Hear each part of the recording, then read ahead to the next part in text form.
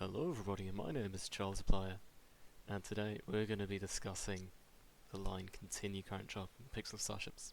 This is one of the more interesting lines in the game. I reckon it's the best one around, though it's not completely obvious how you want to use it. So I reckon it's worth learning. And as you can see, I do reckon this line is the GOAT. So, what is CCJ? CCJ is Continue Current Job. And what it is it tells your crew or your room to hold its current target. For example, if it was targeting the shield on the prior frame, if you then go and say, hey, continue current job, it's going to go ahead and keep targeting that shield until the condition for continue current job is it's not true anymore, right? You unlock this with Python 3 or at Whole Night. And although there's some simpler use cases, we won't really be discussing these in too much depth today. We'll be looking at the less obvious ones instead. And there are variants of this action for power, ability, and ammo selection. So how do we use it? First of all, it's going to be subtly different to target current room. And we'll see this in our first example. But what's really cool about this line is that it's always going to be possible the action.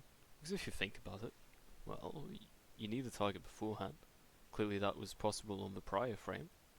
At least the one that was selected was. And the actions, they don't really stop being possible once they're chosen. So CCJ will always be executable. This also makes it very sensitive. So you have to be careful when using it, but it's extremely useful for both debugging your AI and doing a bit of magic as well. I think it should be pretty fun to see how that can work.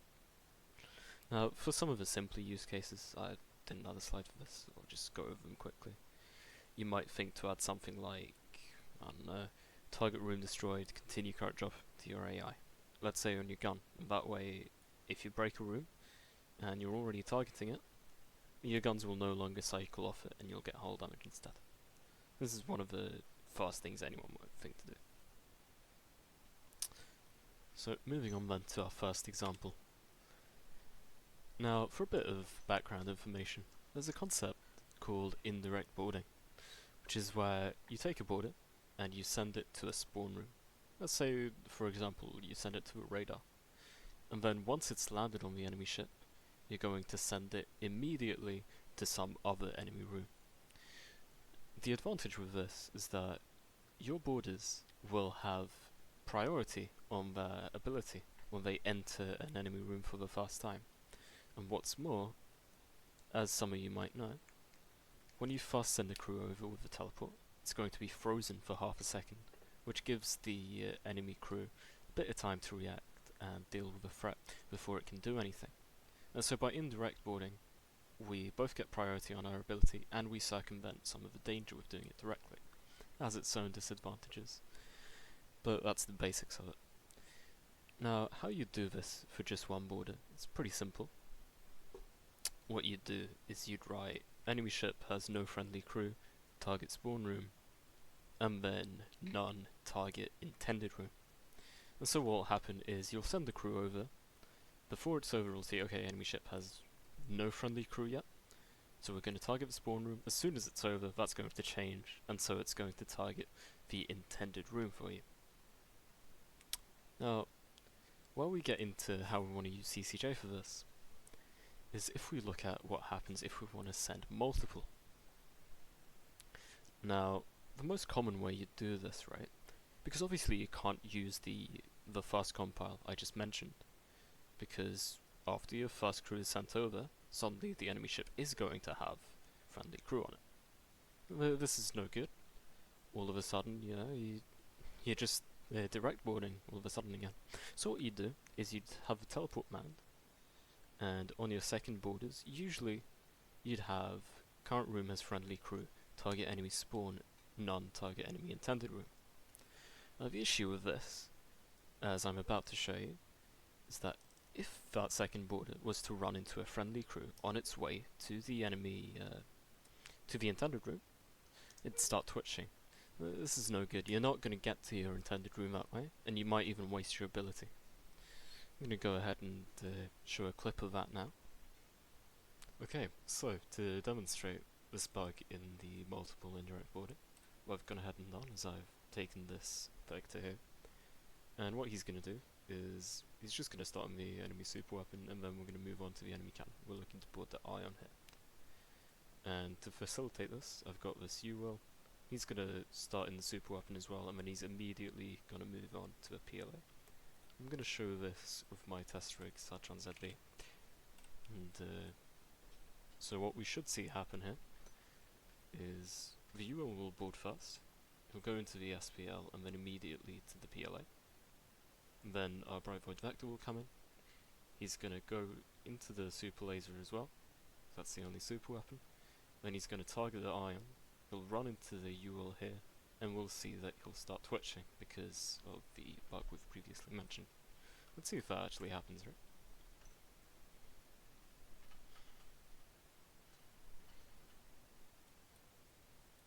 As expected, our UL does what he's supposed to, and as expected, our bright void vector starts twitching.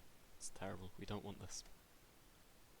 And so now that you've seen that, we're going to discuss how to fix it, and that's going to be this compile down here at the bottom. I wrote this many years ago. I find it prudent to mention that you shouldn't do this anymore. This was when we only had access to Python 3. There's way better to do this now ways to do this now if you really do want it. And so please don't use this. This is simply to demonstrate what we can do with continue current job. But basically what we've done differently here is instead of enemy ship has... Instead of current room has friendly crew target spawn, and then non-target enemy intended room, we've gone ahead and changed current room as friendly into a CCJ, and we've then used enemy ship as no friendly target enemy spawn room. Now what's different about this, right? Well, if we think about it, it's still going to target the spawn room on frame 1, and then it's going to hold that target if there's friendly crew on the way to the teleport, or if it's already starting that. And so we're still targeting the spawn. And once we're in the spawn room, what's great about that is all of a sudden, there's no friendly crew in there anymore, ideally, unless like you had another thing spawn there and it get frozen, something like that could happen. All of a sudden, line 2 is not going to be active anymore, and we can move on to line 3. But now, if we run into a friendly crew on the way, line 2 will hold the target on the intended room. And so I'll go ahead and show you now what that looks like. Now that we've discussed the solution to this, let's go ahead and show how it works. This is going to be the AI on the bright void vector, it's the same on the ULs before. And basically, instead of having current room as friendly target spawn, just replace that with continue current job, and we've got the spawn targeting from before. So let's go ahead and see now how this works in Saturn again, shall we?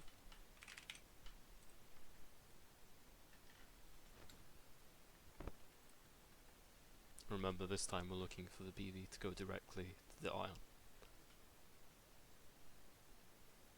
UL does what he's supposed to, and we can see the BV goes right past. So, seeing this, clearly, we can use continue current job to hold 2 targets at the same time, depending on where you're at in the battle. This is why it's so incredibly useful.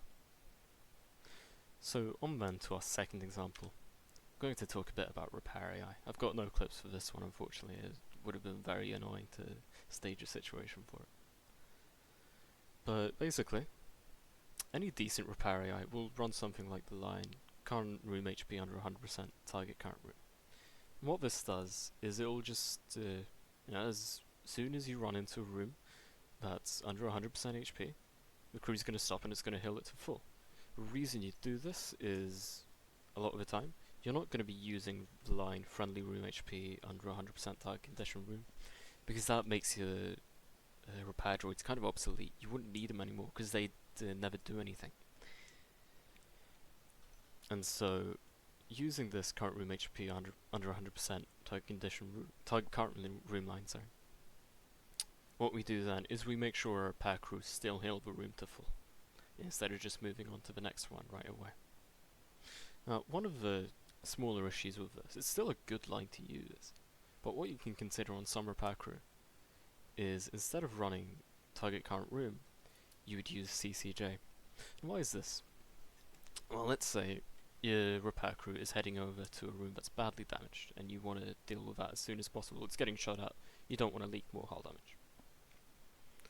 Well, if you then run into a room that's slightly damaged, it's going to stop on the way and repair that. We don't want that. That room's not really that much of a problem right now. We want to avoid dying.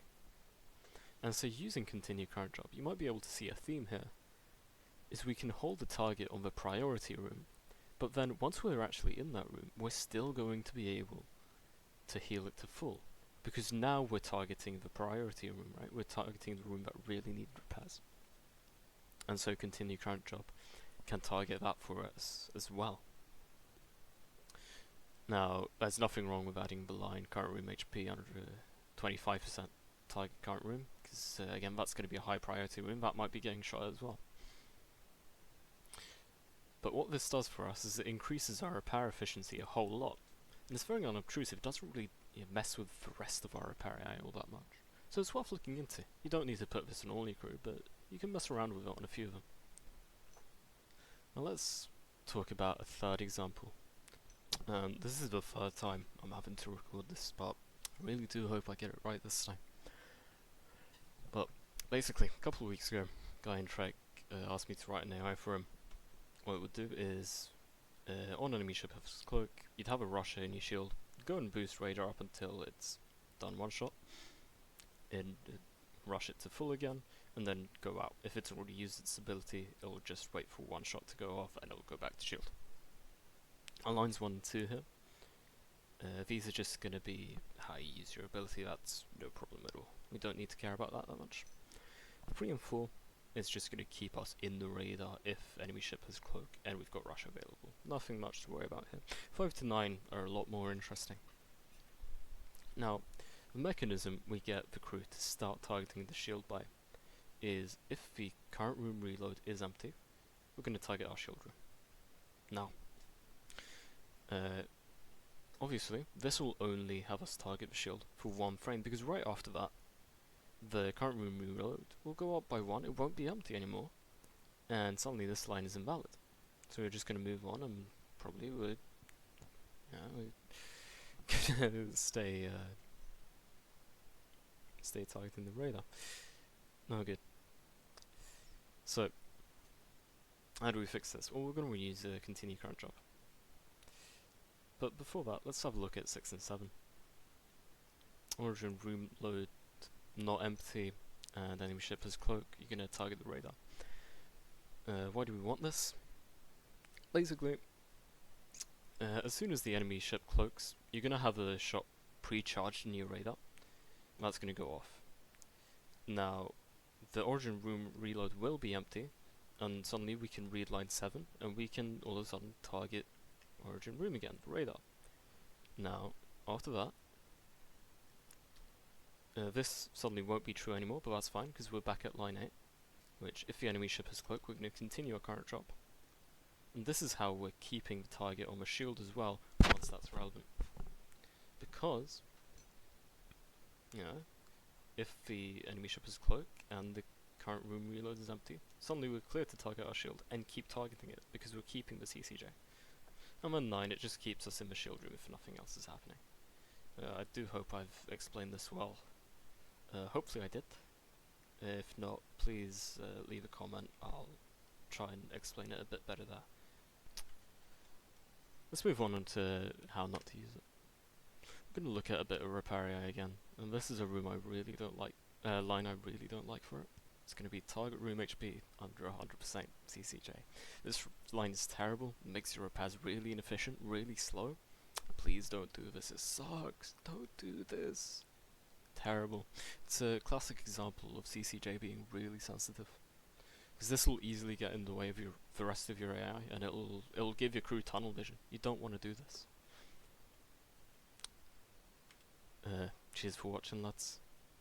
If you've come this far, you are indeed GigaChad. Be sure to leave any questions you have in the comments, and I'll answer them as well as I can. See you later.